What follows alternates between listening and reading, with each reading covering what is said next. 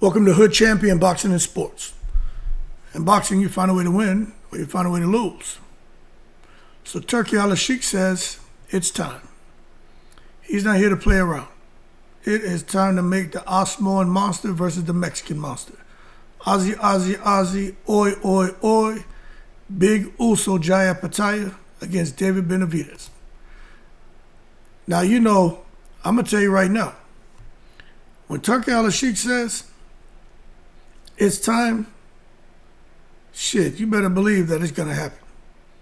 Turki Al-Sheikh is no joke. When he decides that he wants something to happen, it happens, people. So you see, just look at how the boxing gods have presented us with what's probably going to be fight of the year. Now, I was thinking this fight probably wouldn't happen until 2027. But you can look and see right now, stars have lined up for this fight to get made. There's no impediments, there are no commitments, there's nothing in place that would preclude this fight from taking place. Now, in case y'all didn't know, David Benavidez was chasing Bivol. Well, Bivol is now fighting this weekend. But after that, he has to face a mandatory. His mandatory is Caleb Smith. Let's see if I can show you something, right? And this is what makes all of this just really crazy. Now, where is it right there? Okay. So, Bivol's fighting Michael Effort, but they just made, oh, here it is right here. Let me show you. Now, Bivol is fighting this guy right here, Michael Effort. He's the IBF mandatory. So Bivol he's fighting him this weekend. Will he win? He should. But will he win? I don't know. It's boxing. You know what I'm saying? The best fighter doesn't win. It's the boxer who fights the best on that night. But after he beats him, he has to fight his mandatory for the WBO, Caleb Smith. You know what I'm saying? That's already in place. So the rest of the year is gone for Bivol. He's not available. So as far as David Benavidez, who's a light heavyweight champion, for WBC champion, his mandatory was Benavidez. Now, you know, I'm going to tell you this right here. There's an individual who posted something, and I'm going to show you what he posted, right? Let me go back here. This is what the person said, and I don't know if you're going to agree with this or not. But he says, Benavidez, you can't run or hide behind politics now like you did with the Benavidez in 2020. The Benavidez fight in 2020 when the WBC offered you the #1 spot to fight him, but you declined and begged to be reinstated after missing weight. And with Caleb Plant in 2019, when he pressed you, you know what, for unification, but y'all waited 4 years whenever he already was knocked out and no longer a champion to fight him. All that angling and hiding behind American politics can no longer work because you ran out of safe, easy fights, and now you're forced to take an actual risky fight.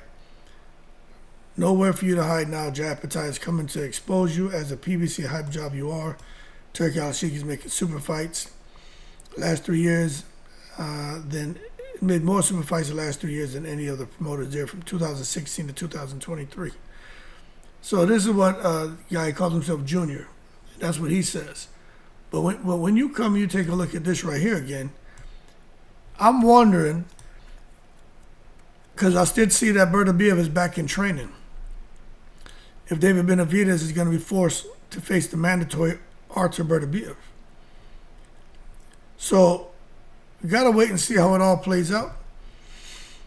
But I'm telling you right now, for Jai Opetaia, boy, I'm telling you, boy, Christmas will come early if they can get this fight across the line, and then you see him and Benavidez get it on. Now, for those of y'all who don't know, Benavidez, let me skip this.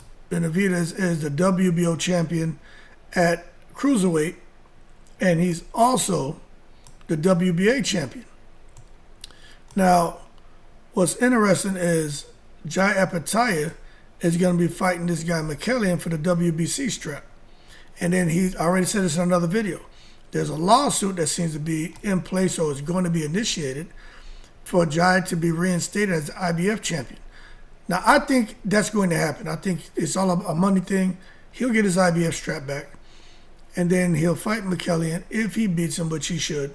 But McKellian can scrap. But if he beats him, Jai becomes unified at cruiserweight, and then you got Benavidez, who's already unified, and the fight happens this year. So you see how the stars line up. You know what I'm saying? It's actually pretty interesting when you really think about it and just see how all this stuff comes together. But that being said, for all the David Benavidez fans shouting out "Viva Mexico Cabrones," hey man, celebrating with y'all, because Benavidez is a badass fighter. But I wonder where he's gonna be mentally when he knows he really wants to go a different direction. He really wanted that Bivol fight, folks. Now Beterbiev may be it, but I mean, he's not. It sounds like he'll fight Jai Opetaia because Benavidez is not afraid of anyone, but his heart doesn't seem to be in that fight. His heart seems to be at doing something at 175. But then he mentions, hey, maybe we can do a catch weight, 190. So that tells me that he understands the downside to cutting weight, especially from cruiserweight down to 175, and then coming back up in weight. You see, when you start jostling your weight around like that, bad things happen. He's been around the sport for a while. Him, his dad, his team, they know that's not an optimal choice there. That's not what you want to do. You know what I'm saying? It could actually be disastrous and catastrophic, especially if you're doing that. You know what I mean? And then going to fight a guy like Jai Opetaia. Now, he needs to stay, to me, at cruiserweight, where he's at right now, man, and condition himself to be at that weight. If he takes another fight, I mean, cool, Jai is fighting, but Benavidez just fought. So, I don't know how they're going to sort it out. But I know Jai wants to fight. He's fighting right now. So Benavidez, maybe he fights again, then they plan it for next year. I don't know. But if not, Benavidez just fought, Jai's about to fight, and then they make the fight around October this year. November this year, maybe December. But this year sometime. But I'm telling you right now, man, my thing is make the fight. I got to go in there and bubble a pot of fried rice and chicken wings with a nice little salad on the side for this one. I know what they're eating. I know the Mexican got their little carne asada and all them other things they make. The Samoans, I don't know, my boys, man, Playa and all them, and my boy Junior Talapu and them boys. We be out there, we eating a little green banana and fish and little shit with taro leaf and chicken in there and cooking it, man. We used to be eating all kind of, it's that island things y'all wouldn't understand, the Pacific Islanders, Caribbean people. We always out there talking shit and eating. But I'm just telling you, I'm going to have a little bit of everything in front of me. What they eat in Australia? I asked one dude that joking. I said, what y'all eat in Australia? He was like, burgers. I said, kangaroo burgers? He started laughing. He's like, wait, what you eat? Wait, what you eat? Wait, what you eat? Wait, what you eat? In that Australian accent. I'm like, cool. But I just know if this fight happens, I'm going to have a little bit of everything on there. You know what I mean? Because this is like, I'm really excited about this matchup. Because one thing for sure, when they get in the ring, they're going to let the leather fly. Benavidez, Opetaia, Turkey putting the money up. They're going to make a lot of money. Like, I just think this is a beautiful thing, man.